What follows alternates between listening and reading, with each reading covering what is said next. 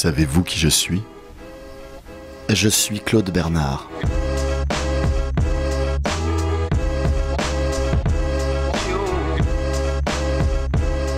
William Rosten, je suis le président de la Société de biologie. Nous avons décidé de faire quelque chose d'assez original, de faire venir, de délocaliser la Société de biologie qui a ses réunions à Paris, à l'Institut Curie, comme je vous l'ai dit, tous les mois, à essayer de venir sur les traces d'un de ses fondateurs.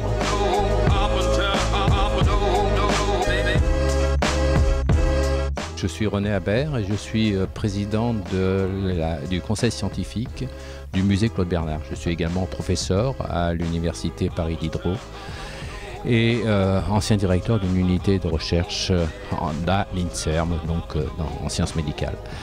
Le conseil scientifique est un ensemble de bénévoles qui ont des compétences variées en médecine, en sciences, en histoire, en muséographie, et notre but est de faire connaître et de faire reconnaître Claude Bernard, qui est plutôt connu comme par le nom des rues et des places qu'il porte que par son œuvre et l'importance de son action à la fois pour les sciences et pour la médecine.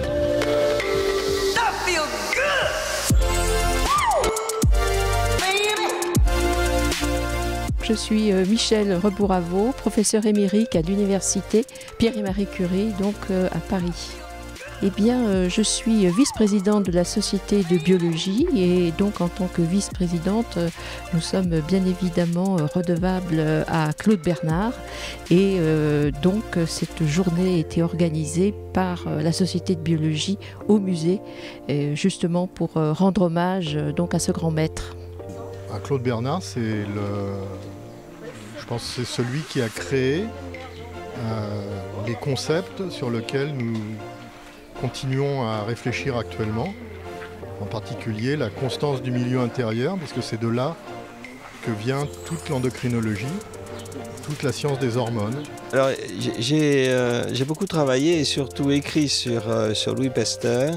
Et vous savez que les relations entre les deux hommes, c'est-à-dire Claude Bernard et Louis Pasteur, ont été passionnantes et ont permis finalement de réfléchir à l'évolution de leurs pensées respectives.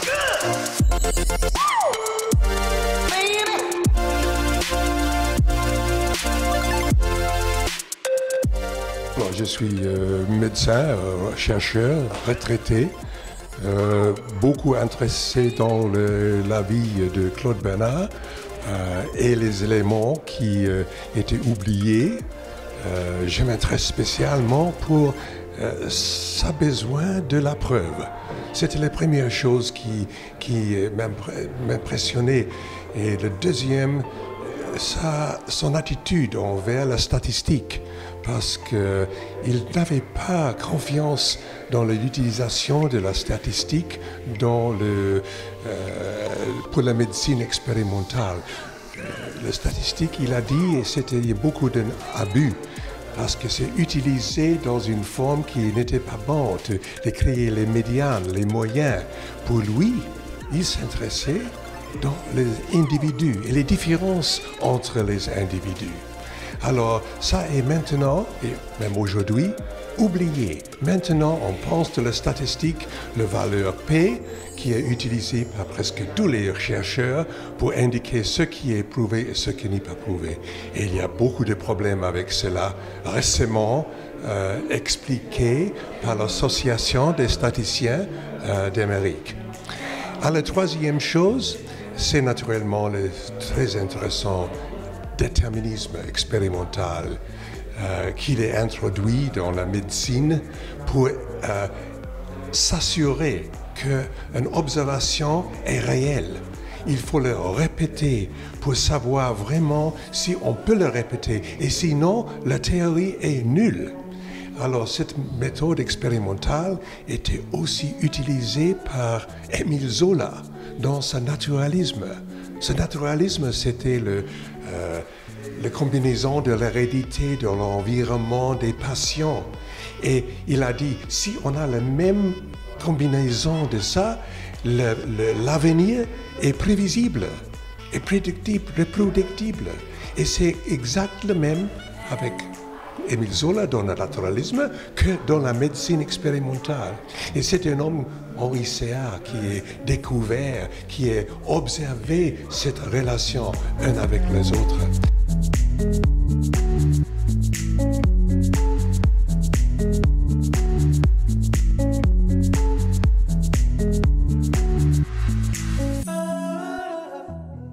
Je m'appelle Christophe Remier, je suis chercheur à Strasbourg en biologie structurale, mais je suis aussi président de la Société de biologie de Strasbourg, qui est donc une des filiales de la Société de biologie parisienne.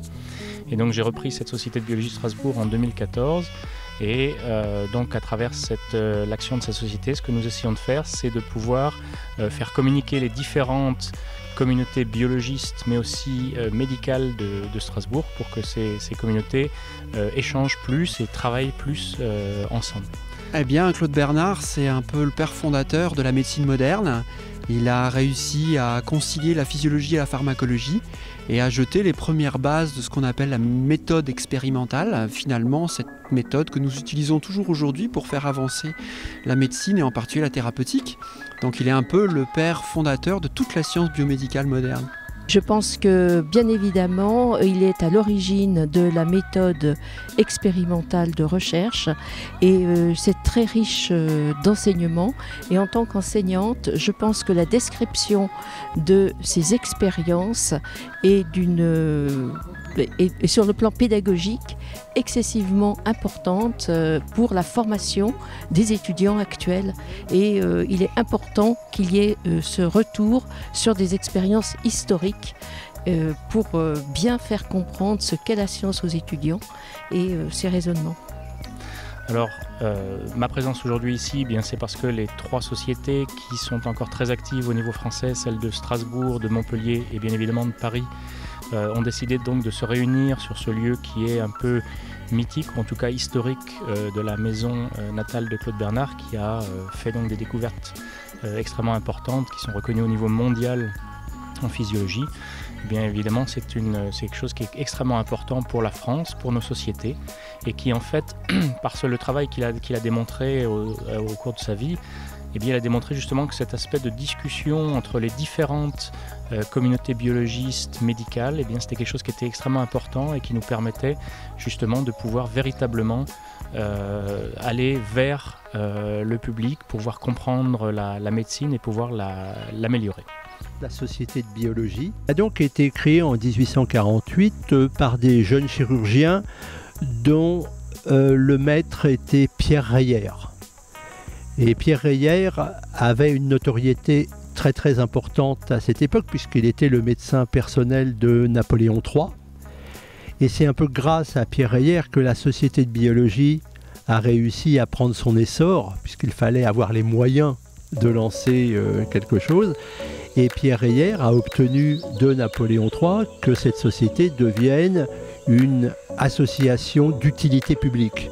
Donc elle pouvait recevoir des dons, des legs, et est devenue donc internationalement connue puisque à cette époque, la notoriété de la France était extrêmement importante en sciences, avec l'Allemagne d'ailleurs beaucoup plus que ce que l'on connaît maintenant avec les États-Unis. Et donc c'est grâce à Pierre Reyer que l'on a réussi que la société s'est vraiment développée. Et Pierre Reyer, vu sa notoriété, est devenu le premier président de la Société de biologie, ayant comme vice-président Claude Bernard.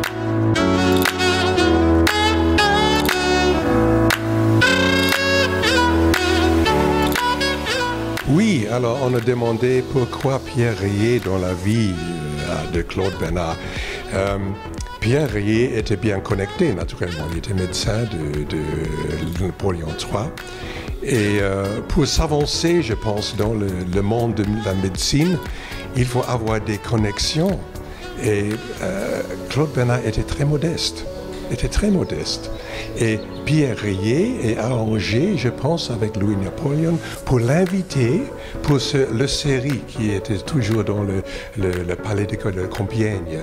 Et là, Claude Bernard avait l'opportunité de parler avec beaucoup de gens pour se rencontrer avec Louis-Napoléon pour expliquer ce qu'il a achevé.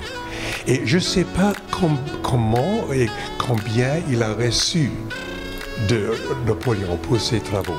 Parce que je ne pense pas qu'il avait assez d'argent de son beau-père pour racheter cette gentilhommière. Je ne sais pas. Mais je pense qu'il a reçu des récompenses, peut-être directes de Napoléon III ou peut-être des autres gens. Ça, c'est quelque chose que j'ai jamais trouvé. Mais Pierre Rayet était la personne au centre, je pense, de ces connexions qui étaient, à cette époque, comme aujourd'hui, très importantes pour avoir le progrès. It's not, comme on dit en anglais, it's not what you know, but who you know.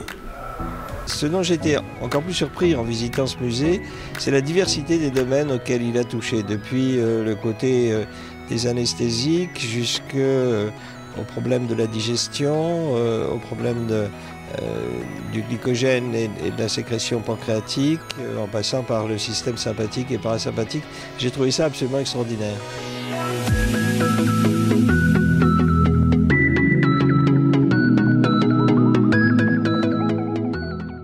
La médecine a fait énormément de progrès quand on se dit qu'entre le 19e et le 20e siècle, on a fait toutes les grandes découvertes de la physiologie. La médecine actuellement progresse beaucoup dans des domaines choisis, en particulier les domaines de la cancérologie. Elle a probablement au cours du 20e siècle permis de soigner le plus grand nombre. Actuellement, elle évolue vers des techniques de plus en plus sophistiquées qui questionnent notre société. Pourrons-nous soigner tout le monde de la même manière dans le futur? En tout cas, les moyens technologiques dont nous disposons sont presque sans limite.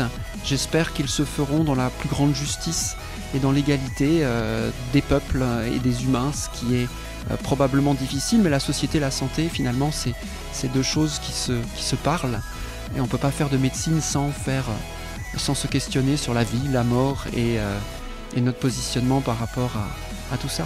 Nous avons la chance d'avoir l'arrière petit-fils de Pierre Rayet, qui est Thierry Rayet ici, et qui s'occupe également d'une télévision pour l'Afrique, c'est pour ça que c'est pris là, qui est exactement d'ailleurs ce que la Société de biologie, même ses filiales, souhaitent, d'essayer de montrer la science autre part évidemment que dans l'Hexagone. Je suis né ici, à Saint-Julien, dans le village natal de Claude Bernard.